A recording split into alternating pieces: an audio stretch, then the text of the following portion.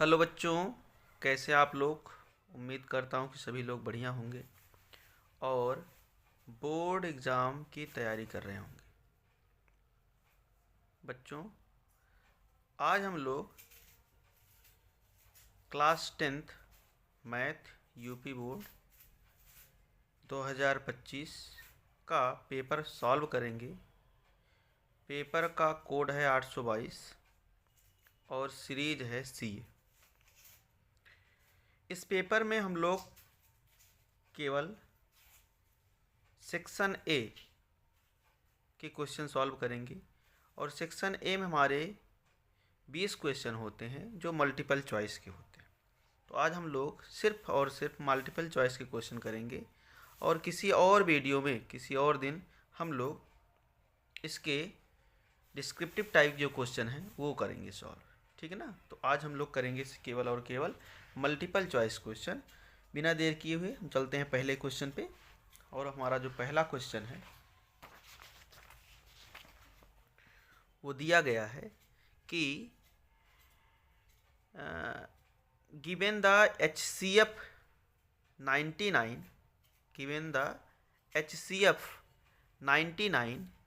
and 153 is equal to 9, then LCM of 99 and 153 will be।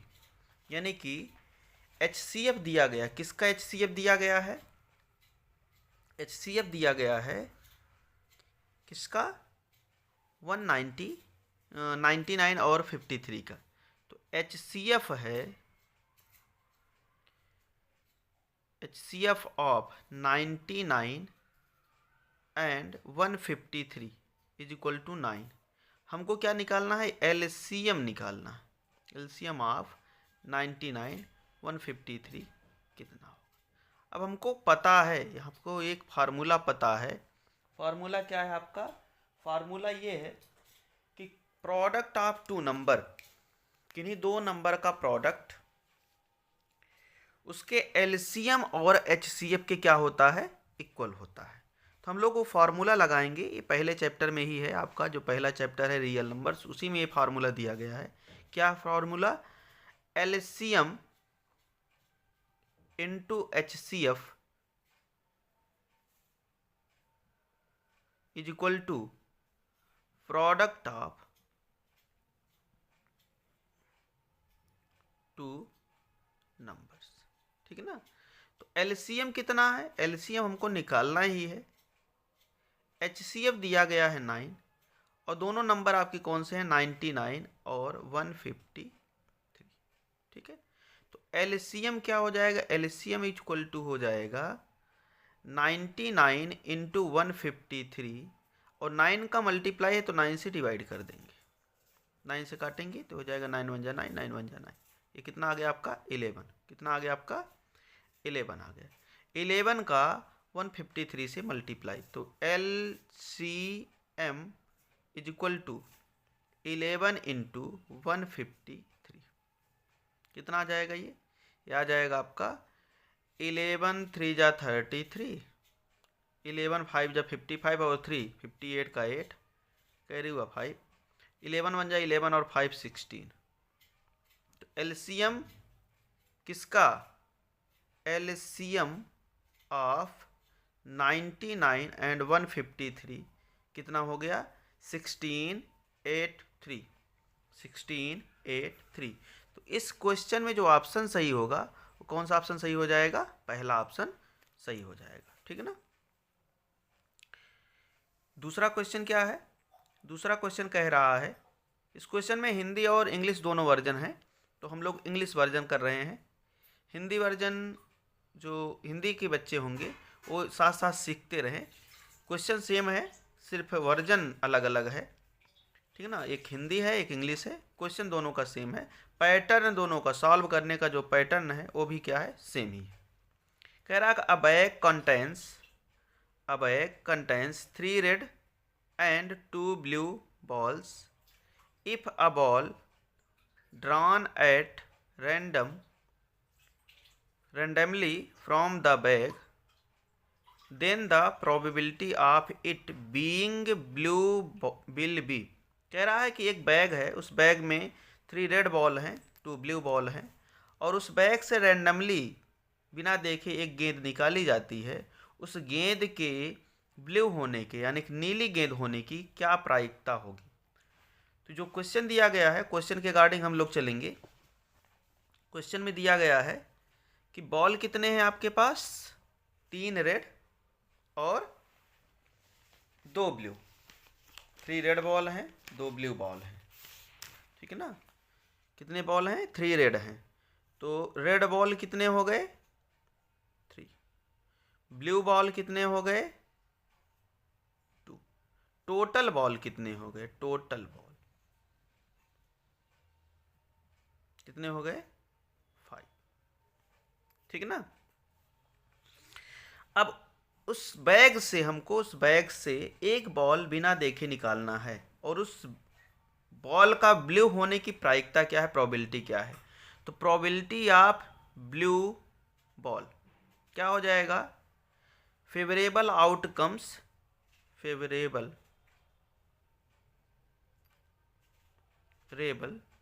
Outcomes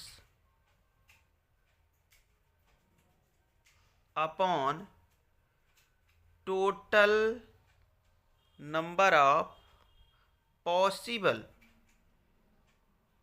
outcomes, ठीक है ना, total number of possible outcomes. तो favourable outcomes कितने हैं, blue कितना है, 2 है, और टोटल बॉल कितने हैं, 5 है। तो ब्लू बॉल के होने की प्रोबेबिलिटी क्या हो जाएगी, 2/5। तो क्वेश्चन में आपका 2/5 ऑप्शन कौन सा है, बी ऑप्शन है।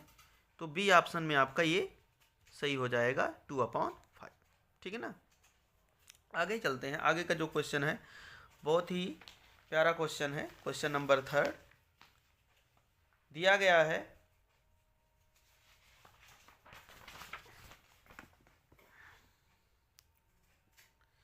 The median class of the following table. जो टेबल दी गई है उसका मीडियन क्लास क्या होगा, ठीक है ना।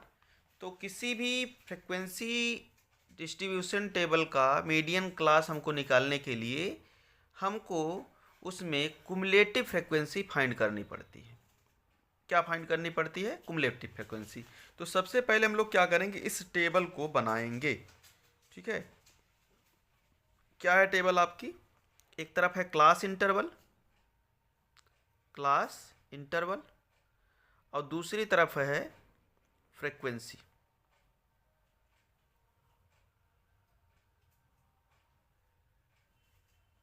ठीक है ना। तो हम लोग टेबल बनाएंगे पहले, तभी हम लोग मीडियन क्लास बता सकते हैं। तो इंटरवल क्या है, 0 to 4, 4 to 8, 8 to 12, 12 to 16 और 16 to 20, ठीक है। फ्रिक्वेंसी क्या है 0 to 4 की, 1, 5, 8, 6 और 3। अब एक कॉलम हमको और बनाना पड़ेगा, किसके लिए, कुमुलेटिव फ्रिक्वेंसी के लिए, कुमुलेटिव फ्रिक्वेंसी के लिए। किसके लिए बनाना पड़ेगा, कुमुलेटिव फ्रिक्वेंसी के लिए बनाना पड़ेगा। कुमुलेटिव फ्रिक्वेंसी कैसे निकालते हैं, बहुत सारे बच्चों को नहीं आता है, तो यहाँ हमारे द्वारा सीखेंगे आज इस वीडियो के माध्यम से। कुमुलेटिव फ्रिक्वेंसी निकालने के लिए क्या करते हैं, ये हमारी जो फ्रिक्वेंसी है, पहली फ्रिक्वेंसी पहले इंटरवल की, इसको जैसे वैसे लिख देते हैं, 1 लिख दिए।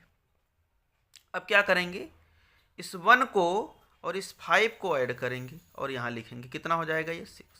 फिर इस 6 को और इस 8 को ऐड करके यहाँ लिखेंगे, कितना हो जाएगा ये 14। इस 14 और इस 6 को ऐड करके यहाँ लिखेंगे, कितना हो जाएगा 20। और इस 20 और इस 3 को ऐड करके कहाँ लिखेंगे, यहाँ लिखेंगे, तो हो जाएगा 23। इस सारी फ्रिक्वेंसी का सम करेंगे और n की वैल्यू को फाइंड करेंगे। 5 1 6, 8 6 14, 14 6 20, 3 23, ये कितना हो गया 23 हो गया। हमको निकालना है मीडियन क्लास, हमको क्या निकालना है, मीडियन क्लास निकालना है। तो हम लोगों को क्या निकालना पड़ेगा, n/2 की वैल्यू, क्या निकालना पड़ेगा, n/2 की वैल्यू। तो n अपॉन 2 कितना होगा 23 अपॉन 2, कितना आ जाएगा 2 1 जा 2, 2 1 जा 2, 2 5 जा 10, कितना आया 11 अपॉन 2। अब इस 11 अपॉन 2 की वैल्यू को कुमुलेटिव फ्रिक्वेंसी में चेक किया जाए, कहाँ पर होगा, 1 में हो सकता है, नहीं हो सकता, 6 में हो सकता है, नहीं हो सकता, क्योंकि 6 11.5 से बहुत कम है। 14 में हो सकता है, क्योंकि 14 क्या है 11.5 से ज़्यादा है। तो इसलिए ये जो इंटरवल होगा, ये हमारा क्या हो जाएगा, मीडियन क्लास हो जाएगा। क्या हो जाएगा, ये मीडियन क्लास हो जाएगा। तो आंसर में देखते हैं कौन सा दिया गया, 8 to 12 है कि नहीं है, ठीक है ना, 8 to 12 है कि नहीं है। तो दिया गया 8 to 12 है। ऑप्शन नंबर सी हमारा क्या होगा, बिल्कुल करेक्ट ऑप्शन होगा। ऑप्शन नंबर सी हमारा क्या होगा, बिल्कुल करेक्ट ऑप्शन होगा। ठीक है, आगे चलते हैं क्वेश्चन नंबर 4 की तरफ। क्वेश्चन नंबर 4 क्या है, क्वेश्चन नंबर 4 में दिया गया है कि the model class of the following frequency distribution will be. ये जो हमारा डिस्ट्रीब्यूशन दिया गया है, ये कैसा डिस्ट्रीब्यूशन है, ये कॉन्टिन्यूअस डिस्ट्रीब्यूशन फ्रीक्वेंसी है, यानी कॉन्टिन्यूअस है। यहाँ पर जो इंटरवल दिए गए हैं वो कॉन्टिन्यूअस हैं, ठीक है ना। और इस टाइप के क्वेश्चन में अगर हमको मॉडल क्लास पता करनी है तो हम लोग ये देखते हैं कि किस क्लास की फ्रीक्वेंसी सबसे ज़्यादा है, किस क्लास की फ्रीक्वेंसी सबसे ज़्यादा है। तो अगर हमको ये पता होगा तो हम लोग क्वेश्चन देख करके डायरेक्टली बता सकते हैं कि इसका आंसर ये होगा, ठीक है ना। तो यहाँ देखिए 0 से 10 की जो फ्रीक्वेंसी 11 है, 10 से 20 की फ्रीक्वेंसी जो है वो 21 है, 20 से 30 की जो फ्रीक्वेंसी है वो 23 है, 30 से 40 की फ्रीक्वेंसी 5 है, 40 से 50 की फ्रीक्वेंसी कितनी है 14 है। तो यहाँ पर देखेंगे हम लोग फ्रीक्वेंसी किस इंटरवल की ज़्यादा है, 20 से 30 की कितनी है 23 है, बाकी और जो फ्रीक्वेंसी है इससे कम है। तो 20 से 30 जो क्लास इंटरवल है वही हमारा क्या हो जाएगा, मॉडल क्लास हो जाएगा। तो यहाँ पर भी ऑप्शन कौन सा सही हो जाएगा, आपका ऑप्शन नंबर सी सही हो जाएगा, 20 से 30, ये आपका बिल्कुल करेक्ट ऑप्शन होगा, ठीक है ना। ऑप्शन नंबर सी बिल्कुल क्या होगा, करेक्ट ऑप्शन होगा। क्यों होगा, क्योंकि इस क्लास इंटरवल की जो फ्रीक्वेंसी है वो सबसे ज़्यादा बार है, ठीक है ना। मॉडल का मतलब होता है, मॉड का मतलब होता है बहुलक, जिसकी क्या होगी, बहुलता ज़्यादा होगी, जो नंबर सबसे ज़्यादा बार आया होगा वही क्या होता है, मॉड होता है। तो यहाँ पर मॉडल क्लास बताना है तो मॉडल क्लास में जो फ्रीक्वेंसी सबसे ज़्यादा बार होगी, जिस क्लास इंटरवल की फ्रीक्वेंसी सबसे ज़्यादा बार होगी वही हमारा क्या हो जाएगा, मॉडल क्लास हो जाएगा। तो यहाँ पर फ्रीक्वेंसी 20 से 30 की सबसे ज़्यादा है, इसलिए हमारा क्या हो जाएगा, मॉडल क्लास हो जाएगा। ठीक है, आगे बढ़ते हैं। Question number 5। क्वेश्चन नंबर 5 में दिया गया है कि the probability of getting a head when a coin is tossed once will be. कह रहा है कि हेड आने की प्रोबेबिलिटी क्या होगी, हेड आने की प्रोबेबिलिटी क्या होगी, प्रायिकता क्या होगी, जबकि एक कॉइन को एक बार उछाला जाता है। अगर हम लोग एक कॉइन को एक बार उछालेंगे तो क्या हो सकता है, या तो हेड हो सकता है या तो टेल हो सकता है। अगर हम लोग एक कॉइन को एक बार उछालेंगे या तो हेड होगा या तो टेल होगा। देखिए एक कॉइन को अगर एक बार उछाला जाए तो क्या हो सकता है, सैंपल स्पेस, सैंपल स्पेस हमारा हो सकता है या तो हेड या तो टेल, ठीक है ना। यानी पॉसिबल आउटकम्स कितने होंगे, पॉसिबल आउटकम्स जो होंगे, पॉसिबल आउटकम्स क्या होंगे, 2 होंगे, या तो हेड होगा या तो टेल होगा।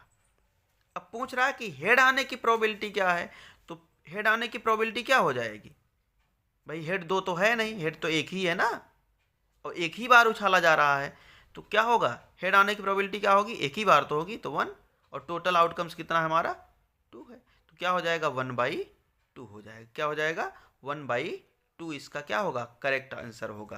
तो 1/2 कौन सा ऑप्शन है, 1/2 ऑप्शन है आपका डी। ठीक है, एक कॉइन को अगर हम लोग एक बार उछालेंगे, एक कॉइन को अगर हम लोग एक बार उछालेंगे तो हेड और टेल आने की जो प्रोबेबिलिटी होती है, पॉसिबिलिटी होती है, वो क्या होती है, सेम होती है। हेड और टेल आने की जो पॉसिबिलिटी होती है वो क्या होती है, सेम होती है।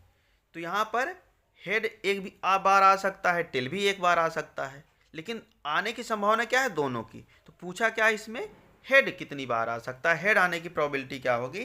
तो हेड आने की प्रोबेबिलिटी क्या होगी भैया, 1/2, क्योंकि हेड एक ही बार आ सकता है और टोटल आउटकम्स हमारे कितने हैं, वो कितने हैं, 2 हैं। तो 1/2 क्या हो जाएगा, 2 हो जाएगा। आगे का जो क्वेश्चन दिया गया है वो क्वेश्चन है आपका क्वेश्चन नंबर 6। क्या है क्वेश्चन, क्वेश्चन नंबर 6 है। कह रहा है the prime factorization of the number 144 will be. 144 का प्राइम फैक्टराइजेशन क्या होगा। प्राइम फैक्टराइजेशन मतलब होता है अभाज्य गुणनखंड। प्राइम मतलब होता है ऐसे नंबर जो खुद से कटें और 1 से कटें, उनको बोलते हैं प्राइम नंबर, यानी कि उसके और भी खंड ना हो पाए, उसके और भी खंड ना हो, इसलिए उसको बोला जाता है प्राइम नंबर।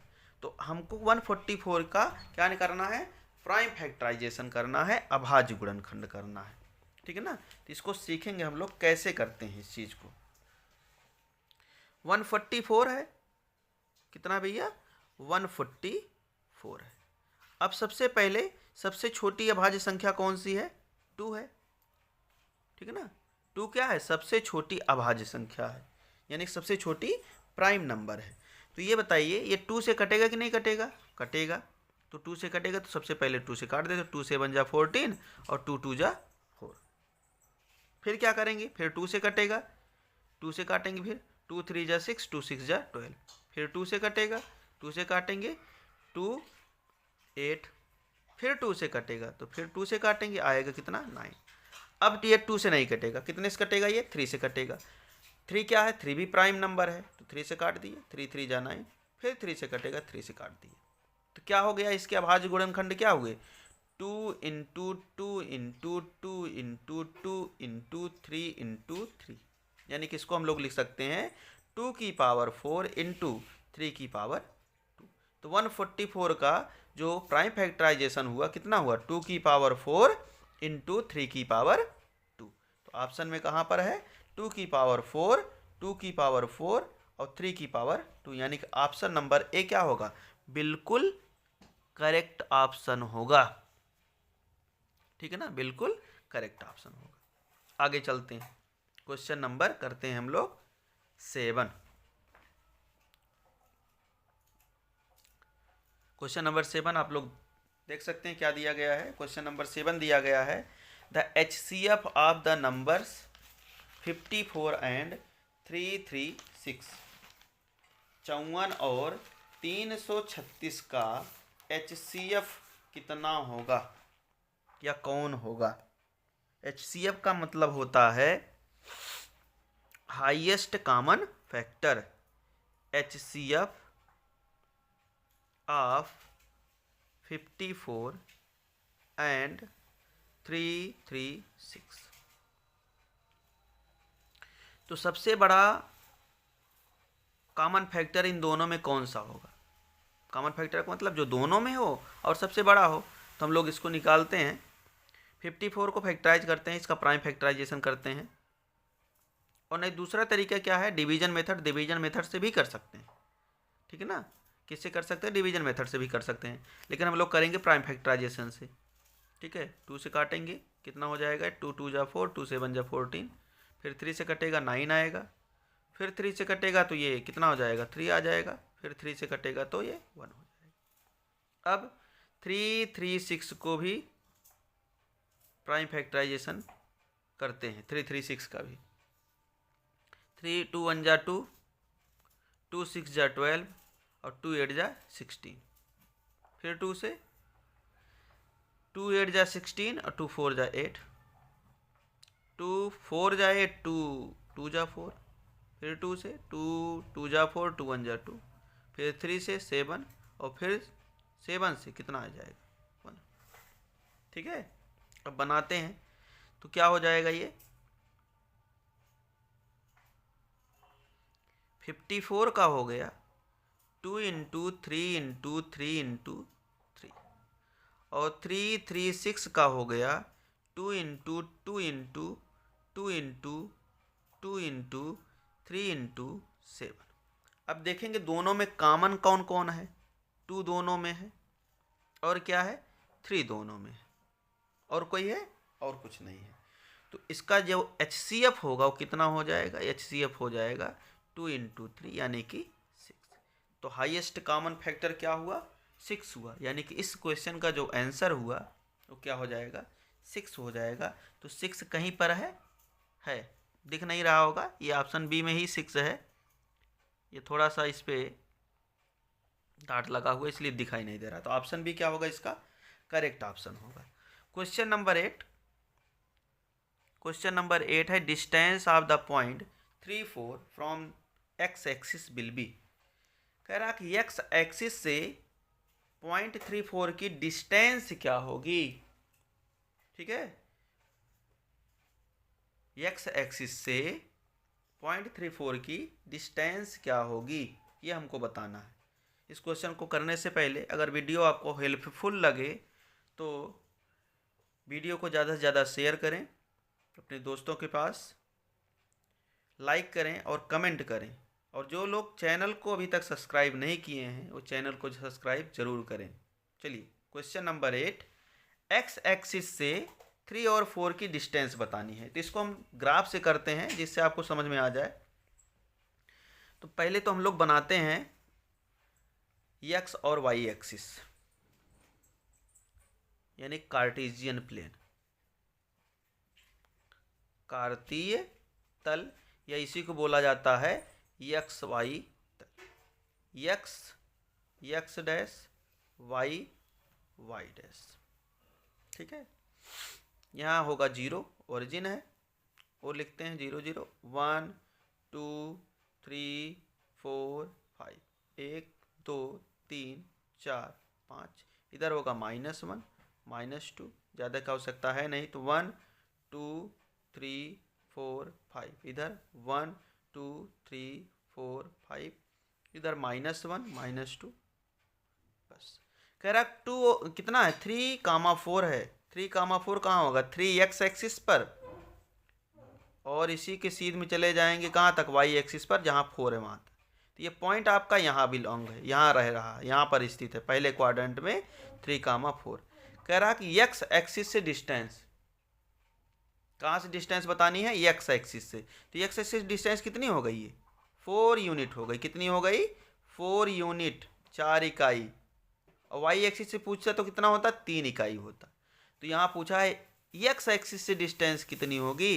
तो एक्स एक्सिस से डिस्टेंस कितनी हो जाएगी 4 हो जाएगी। तो ऑप्शन में क्या होगा 4 आंसर होगा। तो 4 कहाँ पर है यहाँ पर है। ऑप्शन डी क्या होगा इसका करेक्ट ऑप्शन होगा। ठीक है ना, आगे चलते हैं, आगे का क्वेश्चन करते हैं। क्वेश्चन नंबर 9 कह रहा है कि root of the quadratic equation 3x² + 5x + 3 = 0 is.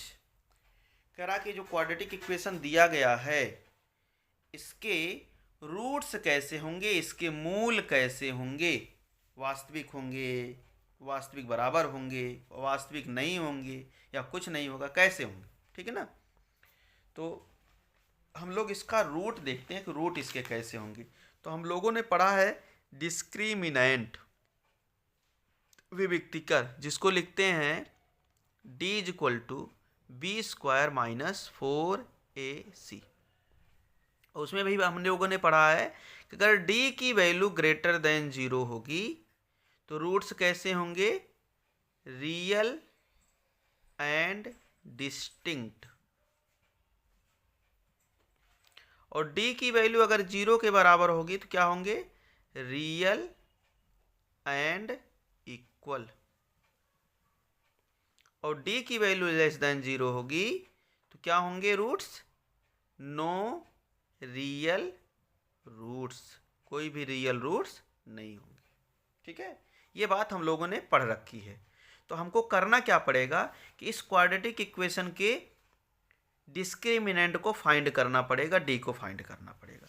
तो सबसे पहले इक्वेशन जो क्या दिया गया 3x² + 5x + 3 = 0, यहाँ से ए की वैल्यू क्या होगी, ए की वैल्यू होगी 3, बी की वैल्यू क्या होगी 5, सी की वैल्यू क्या होगी 3, ठीक है ना। तो डी इक्वल टू क्या निकालेंगे हम लोग, d equal to b square minus 4ac रख देंगे वैल्यू, बी की वैल्यू है 5, 5 का स्क्वायर माइनस 4, ए की वैल्यू 3 और सी की वैल्यू 3, कितना आएगा ये 25 और 4 तिहाई 12 तिहाई 36, 36 कितना आ जाएगा ये -11 आ जाएगा। और -11 क्या है, जीरो से बड़ा है छोटा है, छोटा है तो लेस देन जीरो। तो इसका मतलब क्या हुआ, नो रियल रूट्स, कोई भी रियल रूट्स नहीं होगा, कोई भी रियल रूट्स नहीं होगा, ठीक है ना। तो इसका आंसर कौन सा सही हो जाएगा, नो रियल रूट्स। यहाँ दिया गया नॉट रियल, तो इसका आंसर कौन सा सही हो जाएगा, ऑप्शन नंबर सी सही हो जाएगा, नॉट रियल, यानी कि रियल रूट्स नहीं होगा। आगे क्वेश्चन नंबर 10,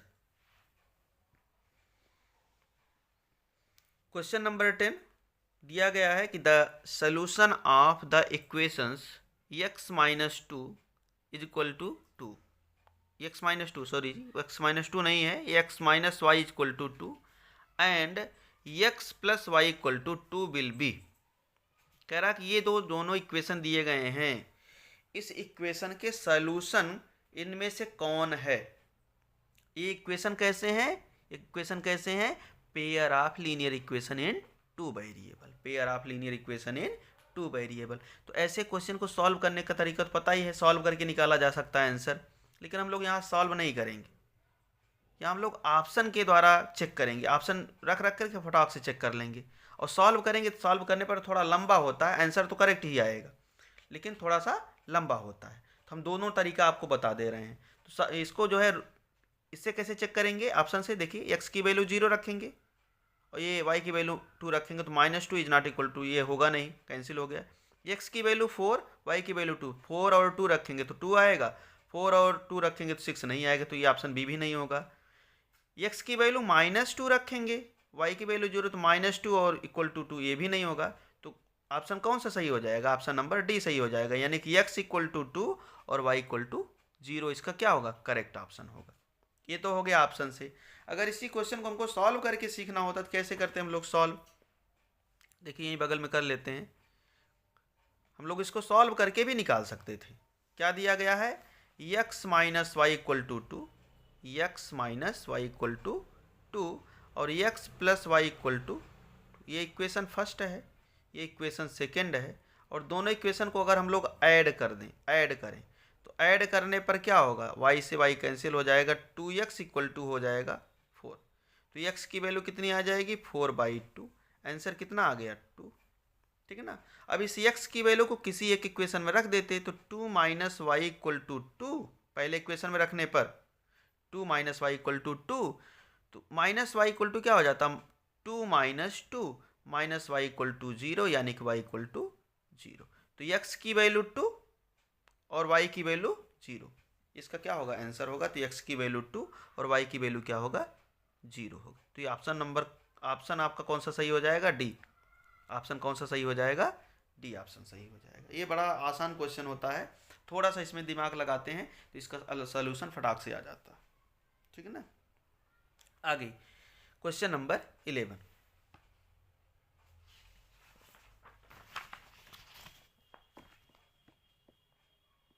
थोड़ा सा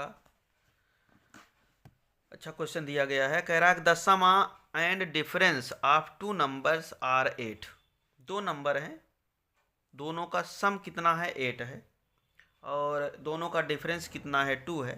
तो कह रहा है कि फाइंड द नंबर्स, दोनों नंबर हमको बताने। तो ये क्वेश्चन भी ऑप्शन से किया जा सकता है, हम ऐसे ही चेक कर लेते, 6 2 8 होगा, लेकिन 6 में से 2 घटाएंगे 2 नहीं आएगा, 5 3 8 होगा और 5 में से 3 घटाएंगे 2 होगा, तो यानी कि ऑप्शन नंबर बी क्या होगा, सही ऑप्शन होगा। आगे भी करके चेक कर लेते हैं, 7 1 8 होगा, लेकिन 7 में से 1 घटाएंगे 6 आएगा, 1 और 2 3 होगा, ये तो होगा नहीं, तो ऑप्शन नंबर कौन सा आपका सही हो जाएगा, बी सही हो जाएगा। ऑप्शन से भी बड़ी जल्दी से हम लोग चेक कर सकते हैं। अगर 60 सेकंड का ये क्वेश्चन है तो इसको हम लोग मुश्किल से 5 सेकंड में इसका सोल्यूशन दे सकते हैं, लेकिन इसको भी हम लोग सॉल्व करके चेक करेंगे, सॉल्व करके निकालेंगे, ठीक है ना। तो सॉल्व करते हैं और इसका ऑप्शन निकालते हैं, कौन सा ऑप्शन सही होगा। वैसे तो ऑप्शन नंबर बी सही होगा, 5 और 3, लेकिन एक बार कर लेते हैं। कह रहा है कि 2 नंबर है, मान लेते हैं 2 नंबर हमारे कौन कौन से हैं। एक नंबर है x, दूसरा क्या है y, तो प्लस y कितना होगा ये 8। और कह रहा है कि दोनों का जो डिफरेंस है वो कितना है 2 है। तो हमने एक नंबर x मान लिया, दूसरा नंबर y मान लिया, और दोनों का सम कितना हो गया 8। और कह रहा दोनों का डिफरेंस यानी कि x minus y equal to 2, ये हो गया आपका सेकंड ऑप्शन। इन दोनों इक्वेशन को अगर हम लोग ऐड कर दें, अभी पीछे किया गया था इसी तरीके क्वेश्चन, ऐड करेंगे तो y से y cancel, 2x equal to हो जाएगा 10। x की वैल्यू कितनी आ जाएगी 5। अब x की वैल्यू किसी इक्वेशन में रख दो, हम पहले इक्वेशन में रखेंगे तो क्या आएगा 5 प्लस वाई इक्वल टू 8। तो y इक्वल टू कितना होगा 8 माइनस 5, यानी कि वैल्यू आ जाएगी 3। तो पहला नंबर आपका होगा 5 और दूसरा नंबर क्या होगा आपका 3। तो 5 और 3 इसका क्या होगा सही ऑप्शन होगा, सही आंसर होगा। तो ऑप्शन नंबर आपका कौन सा सही हो जाएगा, बी ऑप्शन बिल्कुल आपका करेक्ट ऑप्शन है, 5 और 3, ठीक है ना। अगर वीडियो आपको अच्छी लग रही हो तो वीडियो को लाइक करें, शेयर करें, कमेंट करें, और जो इस चैनल पर नए हैं वो प्लीज़ चैनल को सब्सक्राइब जरूर करें। आगे क्वेश्चन नंबर 12 कह रहा है कि 20th term of the AP 1074 dot dot dot will be. इस AP का 20वां पद क्या होगा, 20th टर्म क्या होगा, ठीक है ना। क्या दिया गया है 20th टर्म बताना है किसका, इस AP का। AP क्या है 10 है, 7 है, 4 है, डॉट डॉट। इसका कौन सा टर्म निकालना है 20th टर्म निकालना, 20th टर्म निकालना। तो हमको क्या पता होना चाहिए, ए पता होना चाहिए, डी पता होना चाहिए। ए मतलब फर्स्ट टर्म, डी मतलब कॉमन डिफरेंस पता होना चाहिए, और एन पता है, एन कह रहा है को 20th टर्म निकालना है। तो क्या होगा ए की वैल्यू क्या हो जाएगी 10 हो जाएगी first term, common difference D क्या होगा A2 माइनस A1, क्या आ जाएगा यहाँ 7 माइनस 10, ठीक है ना। तो आंसर कितना देगा ये -3, यानी कि डी की वैल्यू क्या हो गई, डी की वैल्यू हो गई -3। हमको निकालना है 20th टर्म 20वां पद। तो a n is equal to a plus n minus 1 into d. एन की वैल्यू क्या है 20 है, तो A20 इक्वल टू हो जाएगा 10 प्लस 20 माइनस 1 इंटू डी का मतलब -3, ठीक है। आएगा कितना ये 10 प्लस ये हो जाएगा 19, और 19 इंटू 3 कितना होगा -3 है, तो 19 इंटू -3 आ जाएगा 10 प्लस माइनस का इंटू माइनस, 19 19 38 19 दिया 57 57, और अब घटा देंगे तो कितना आ जाएगा -47, यानी कि इसका जो 20वां पद होगा 20th टर्म होगा वो कितना होगा 47 होगा, कितना होगा 47 होगा, ठीक है ना। तो करेक्ट ऑप्शन कौन हो जाएगा इसका, ऑप्शन नंबर सी इसका क्या होगा करेक्ट ऑप्शन हो जाएगा। ऑप्शन नंबर सी क्या होगा इसका करेक्ट ऑप्शन हो जाएगा। आगे क्वेश्चन करते हैं। आगे का क्वेश्चन दिया गया है कि question number 13, length of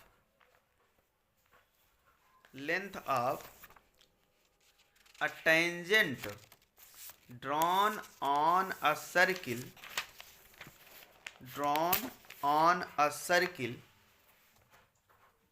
of radius 5 centimeter from a point 13 centimeter distant from its center will be, ठीक है ना। एक सर्किल है, उसके टेंजेंट की हमको लेंथ बतानी है, जबकि सर्किल का रेडियस 5 सेंटीमीटर है और सर्किल के सेंटर से उस पॉइंट की डिस्टेंस कितनी है 13 सेंटीमीटर है, ठीक है ना।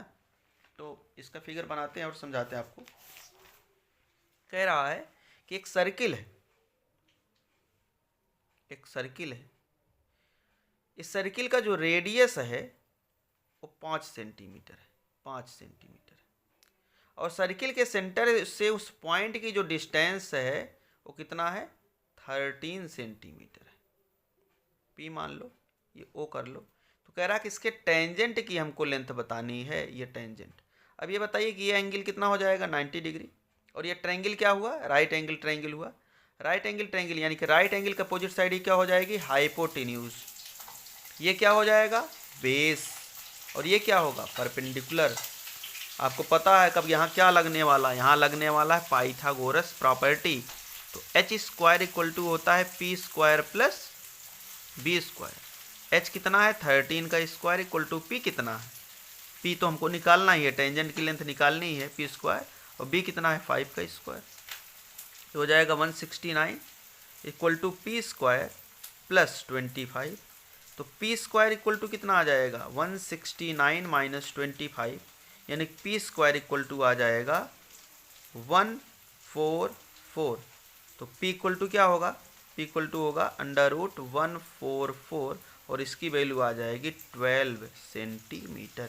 यानी टेंजेंट की लेंथ कितनी होगी, 12 सेंटीमीटर होगी। तो 12 सेंटीमीटर इसमें ऑप्शन में है ऑप्शन नंबर डी। इस क्या होगा, इसका करेक्ट ऑप्शन होगा। ठीक ना। आई होप ये वीडियो आपको अच्छी लग रही होगी, और वीडियो आपको अच्छी लग रही हो लाइक करें, कमेंट करें, शेयर करें, और चैनल पर जो नए हैं वो चैनल को सब्सक्राइब जरूर करें। आगे क्वेश्चन नंबर 14 कह रहा कि 2 cubes each of side 7 centimetre are joint into and.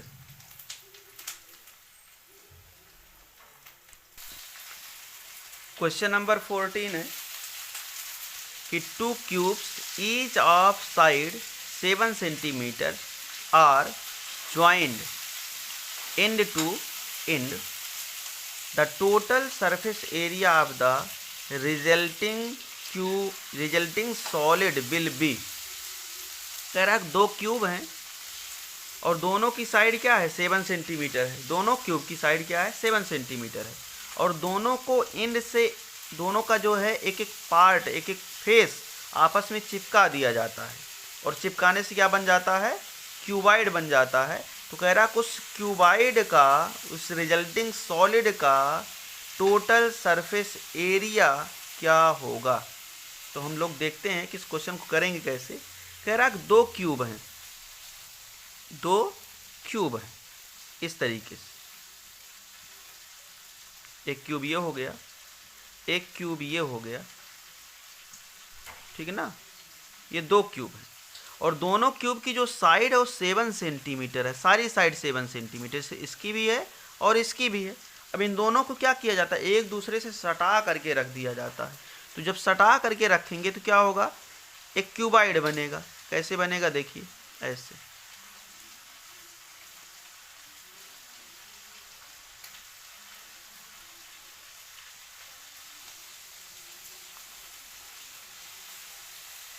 ऐसे, ठीक है ना। अब 2 क्यूबाइड को अगर सटा के रखेंगे तो उनकी लेंथ में परिवर्तन हो जाएगा। 7 सेंटीमीटर ये था, 7 सेंटीमीटर ये है, तो टोटल लेंथ कितनी हो जाएगी अब, 14 सेंटीमीटर। ब्रेथ में कोई इफेक्ट पड़ेगा नहीं, 7 सेंटीमीटर रहेगा।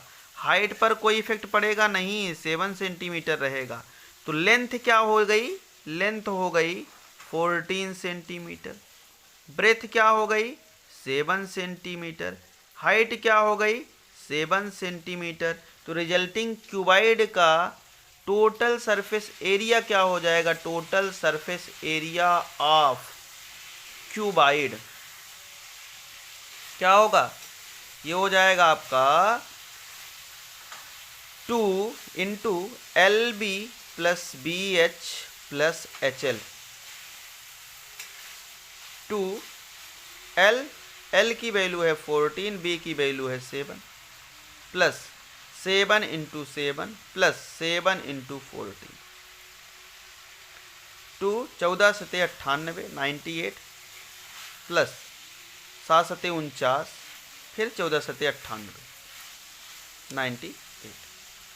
ऐड करिए सभी को और 2 से मल्टीप्लाई करिए। 8 8 16 8 3 24 1 25 का 5 हासिल 2 9 9 18, 18 2 20, 4 24, ठीक है ना। और 2 से मल्टीप्लाई करेंगे कितना हो जाएगा ये, 2 25 10 के 0 हासिल 1, 2 चौका 8 1 9 और 2 दुआई 4, 490 centimetre square.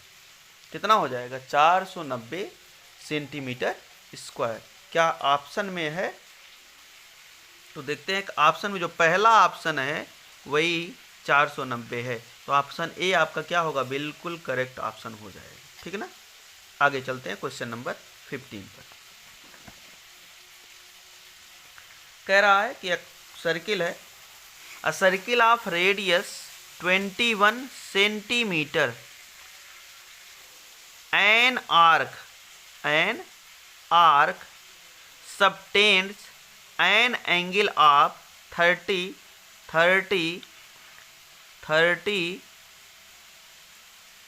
Degree at the centre. यहाँ पर कुछ कम दिखाई दे रहा होगा, लेकिन हम बोल रहे हैं तो सुन सकते हैं, ठीक है ना। ये जो लिखावट है ये थोड़ा सा अच्छा नहीं है, ठीक है ना।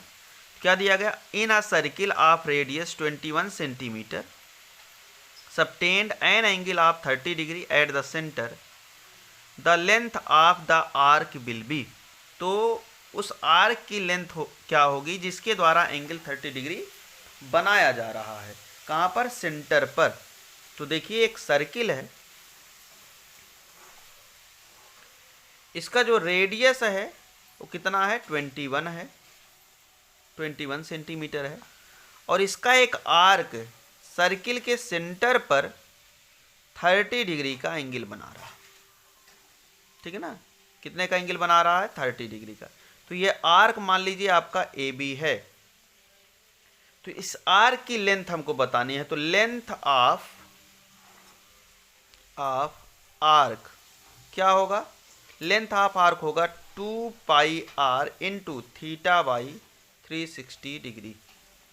तो 2 पाई की वैल्यू 22/7, ठीक है ना, आर की वैल्यू 21 और थीटा की वैल्यू 30/360। ये हो जाएगा कैंसिल, 0 से 0 कैंसिल, 3 1 जा 3, 3 2 जा 6, 12 हो गया। 2 से इसको काटेंगे ये 6 हो जाएगा, फिर 2 3 जा 6 और 2 से इसको 11 हो गया, 7 3 जा 21। तो क्या आया आपका 11 इंटू 3/3 और 3 से इसको काट दिए, कितना आ जाएगा 11 सेंटीमीटर। लेंथ ऑफ आर्क कितनी हो जाएगी, 11 सेंटीमीटर हो जाएगी। लेंथ ऑफ आर्क कितनी होगी, 11 सेंटीमीटर हो जाएगी। तो 11 सेंटीमीटर ऑप्शन नंबर सी आपका क्या होगा, बिल्कुल करेक्ट ऑप्शन हो जाएगा, ठीक है ना। आगे है क्वेश्चन नंबर 16। तो क्वेश्चन नंबर 16 हम लोग करेंगे सॉल्व। दिया गया है कि if tan theta is equal to a by b, then the value of b sin theta minus a cos theta upon b sin theta plus a cos theta will be। तो जो दिया गया है उसी की सहायता से हम लोग साइन थीटा और कॉस थीटा की वैल्यू निकालेंगे और फिर इसको सॉल्व करेंगे। तो दिया क्या गया है, दिया गया है tan theta equal to a by b, tan theta equal to a by बी। अब यहाँ पर ये क्या है, आपका परपेंडिकुलर है और ये क्या है, आपका बेस है। हमको क्या चाहिए, हमको चाहिए hypotenuse h। h square equal to क्या हो जाएगा, p square plus b square, p square plus b square. तो क्या आएगा यहाँ से आ जाएगा आपका a square plus b square, ठीक है ना। तो h इक्वल टू क्या हो जाएगा, √a square plus b square. अब निकालना किसकी वैल्यू है, b sine theta minus a cos theta upon b sine theta plus a cos theta, ठीक है ना। सॉल्व करते हैं इसको, तो हो जाएगा b साइन थीटा की वैल्यू क्या होगी, परपेंडिकुलर अपॉन हाइपोटेन्यूज, यानी कि a upon √a square plus b square, और माइनस ए इंटू बेस अपॉन पर हाइपोटेन्यूज, तो बेस कितना है बी है, हाइपोटेन्यूज कितना होगा अंडर रूट ए स्क्वायर प्लस बी स्क्वायर। ठीक है, नीचे आ जाइए, क्या है बी इंटू साइन थीटा यानी कि ए अपॉन अंडर रूट ए स्क्वायर प्लस बी स्क्वायर, और प्लस ए इंटू कॉस थीटा है तो बी अपॉन कितना अंडर रूट ए स्क्वायर प्लस बी स्क्वायर। अब आप ऊपर देखिए ए और बी का मल्टीप्लाई होगा तो a b upon under root इतना हो जाएगा, और यहाँ पर भी a b upon under root इतना हो जाएगा। एक वैल्यू क्या है पॉजिटिव है और एक वैल्यू क्या है निगेटिव है, और दोनों सेम वैल्यू है, तो आंसर क्या हो जाएगा जीरो। आंसर क्या हो जाएगा जीरो। अपॉन में कुछ भी होने से कोई मतलब नहीं निकलेगा, आंसर क्या हो जाएगा जीरो। तो इसका ऑप्शन नंबर कौन सा सही हो जाएगा, ऑप्शन नंबर बी सही हो जाएगा। ऑप्शन नंबर कौन सा सही हो जाएगा बी। आगे क्वेश्चन नंबर 17 है, दिया गया है कि 3 cot a equal to 4 then the value of sec a will be. कह रहा cot a की वैल्यू 3 cot a की वैल्यू कितनी है 4 है। 3 cot a की वैल्यू कितनी है 4 है। 3 cot a इक्वल टू 4 क्या निकालना है sec a की वैल्यू निकालनी है। तो cot a इक्वल टू क्या हो जाएगा, cot a इक्वल टू हो जाएगा 4/3। अब कॉट क्या होता है, कॉट होता है बेस अपॉन परपेंडिकुलर। ठीक है ना, क्या होता है base upon perpendicular.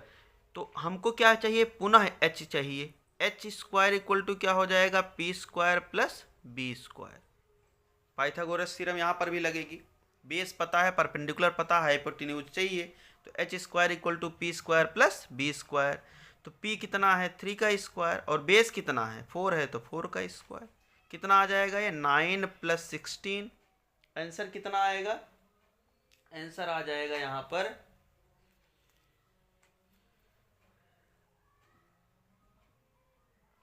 25। H square equal to, तो एच इक्वल टू कितना हो जाएगा अंडर रूट 25। वैल्यू कितनी आ गई एच की 5 आ गई। अब क्या निकालना था, निकालना क्या था सेक ए। तो हमको ये पता होना चाहिए कि सेक ए इक्वल टू क्या होगा, सेक ए इक्वल टू होगा हाइपोटेन्यूज अपॉन बेस। क्या होगा हाइपोटेन्यूज अपॉन बेस। ठीक है ना, तो हाइपोटेन्यूज कितना आया 5 आया, बेस कितना था 4 था, तो आंसर क्या हो जाएगा 5/4 5/4। तो ऑप्शन कौन सा सही होगा, ऑप्शन नंबर डी सही होगा 5/4 5/4। ठीक है, आगे दिया गया है क्वेश्चन नंबर 18।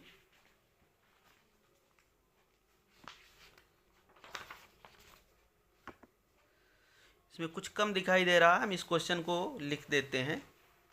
साफ नहीं है बिल्कुल भी, तो साफ नहीं है तो थोड़ा इस क्वेश्चन को लिखना पड़ेगा। क्वेश्चन नंबर 18 है, दिया गया है कि if sin 2a is equal to √3/2 then the value of a will be. कह रहा कि sin 2a की वैल्यू √3/2 है, तो हमको a का मान बताना है यानी एंगल बताना है कितना होगा। तो यहाँ शुरू करते हैं, sin 2a इक्वल टू √3/2 दिया गया है, तो √3/2 किसकी वैल्यू होगी साइन में, किस एंगल की वैल्यू होगी, तो साइन 60 डिग्री की वैल्यू होगी। अब यहाँ से कितना आ जाएगा 2a इक्वल टू हो जाएगा 60 डिग्री, तो a की वैल्यू कितनी होगी 60 डिग्री अपॉन 2 यानी कि आ जाएगा कितना ये 30 डिग्री। तो a का मान कितना होगा 30 डिग्री होगा, यानी कि ऑप्शन नंबर कौन सा सही हो जाएगा इसका सी। ऑप्शन नंबर सी 30 डिग्री दिया गया है, तो यही ऑप्शन क्या होगा आपका बिल्कुल करेक्ट ऑप्शन होगा। ठीक है, क्वेश्चन नंबर 19 दिया गया है। क्वेश्चन नंबर 19 दिख रहा होगा, दिया गया है कि if 2 cos 3 theta equal to 1, cos 2 theta cos 2 दिया गया, if 2 cos 3 theta equal to 1, 2 cos 3 theta equal to 1, then the value of theta. इसमें भी वही क्वेश्चन है, उसी टाइप का क्वेश्चन है, वही चीज़ हमको बतानी है। दिया क्या गया है, 2 कॉस 3 थीटा इक्वल टू 1। अगर वीडियो आप लोगों को अच्छी लग रही हो तो लाइक करें, कमेंट करें, शेयर करें, और चैनल पर जो नए हैं वो चैनल को सब्सक्राइब जरूर करें। धन्यवाद।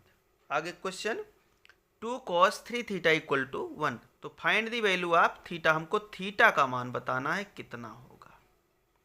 क्या हो जाएगा यहाँ से, cos 3 थीटा इक्वल टू 1/2, 2 का मल्टीप्लाई 2 से डिवाइड।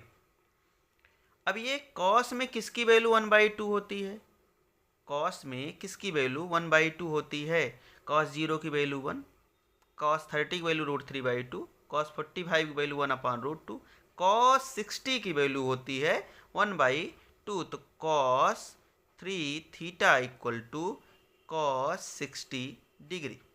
तो 3 थीटा इक्वल टू हो जाएगा 60 डिग्री। तो थीटा इक्वल टू हो जाएगा 60 डिग्री अपॉन 2। कैंसिल करेंगे तो आंसर कितना आ जाएगा, 20 डिग्री। तो थीटा का मान कितना होगा, 20 डिग्री होगा। यानी कि ऑप्शन नंबर बी क्या होगा, बिल्कुल करेक्ट ऑप्शन है।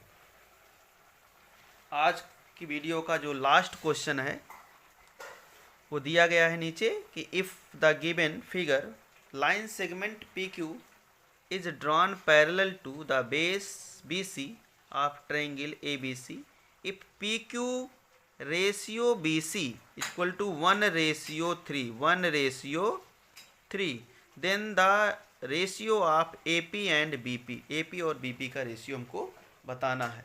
इस वीडियो पर जो नए हैं, चैनल पर जो नए हैं और चैनल को अभी तक सब्सक्राइब नहीं किए हैं, प्लीज़ चैनल को सब्सक्राइब करें और वीडियो को लाइक करें, शेयर करें, कमेंट करें और चैनल को सब्सक्राइब जरूर करें। क्वेश्चन नंबर 20 आज का लास्ट क्वेश्चन है।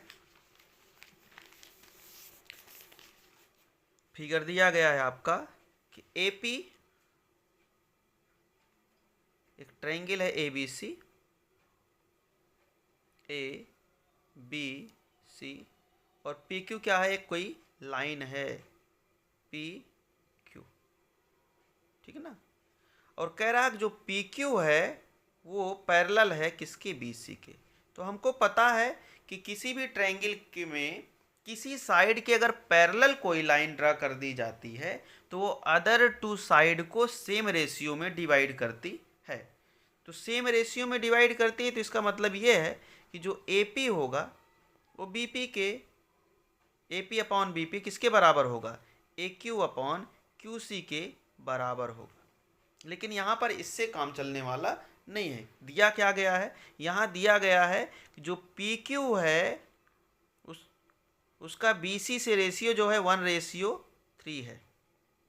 1 क्या है, 3, ठीक है ना। यानी कि अगर ये मान लिया जाए कि पी क्यू की लेंथ अगर 1x के बराबर है तो बी सी की लेंथ कितने के बराबर है, 3x के बराबर है। बी सी क्या है, यहाँ से लेकर के यहाँ तक की पूरी लेंथ है। इसी तरीके से अगर हम लोग ए पी की लेंथ देखें तो ए पी का रेशियो किससे निकालना है, बी पी से निकालना है ना, बी पी से निकालना है, ना कि ए बी से निकालना है। तो अगर हमको ए पी का रेशियो ए बी से निकालना होता तो क्या आ जाता, 1/1:3 आ जाता। कितना आ जाता, 1:3 आ जाता। यानी कि जो ए बी की वैल्यू होती वो 3x के बराबर होती और जो ए पी की वैल्यू होगी या होती वो 1x के बराबर होती, ठीक है ना। तो अगर ये पूरी लेंथ 3x के बराबर होती तो BP कितना हो जाएगा, अगर AP 1x है, AP 1x है तो BP कितना होगा, 2x के बराबर होगा। क्योंकि AB क्या है, AB 3x के बराबर है, AB क्या है, 3x के बराबर है। यानी कि A से लेकर के B तक की लेंथ कितनी है, 3x के बराबर है। और अगर उसमें से AP 1x है तो BP कितना होगा, 2x होगा। इसलिए AP का BP से जो रेशियो होगा वो 1 कितना होगा 2 होगा, या 1x/2x होगा, x कैंसिल होगा, कितना आ जाएगा 1:2। कितना आ जाएगा 1:2। 1:2 कौन सा ऑप्शन है? ऑप्शन नंबर ए आपका बिल्कुल सही ऑप्शन है। आज की वीडियो अगर आपको पसंद आई हो तो वीडियो को लाइक करें, शेयर करें, कमेंट करें। जो लोग चैनल पर नए हैं चैनल को सब्सक्राइब जरूर करें। बहुत बहुत धन्यवाद आप लोगों का। इस वीडियो को पूरा ध्यान से पढ़ें क्योंकि ये पेपर आपका यूपी बोर्ड 2025 का है, जो पूछा गया है पेपर, और कोड हमने इसका आपको पहले ही बता दिया था। ठीक है ना? तो बहुत बहुत धन्यवाद। वीडियो को लाइक करें, शेयर करें, कमेंट करें और चैनल को सब्सक्राइब जरूर करें। धन्यवाद।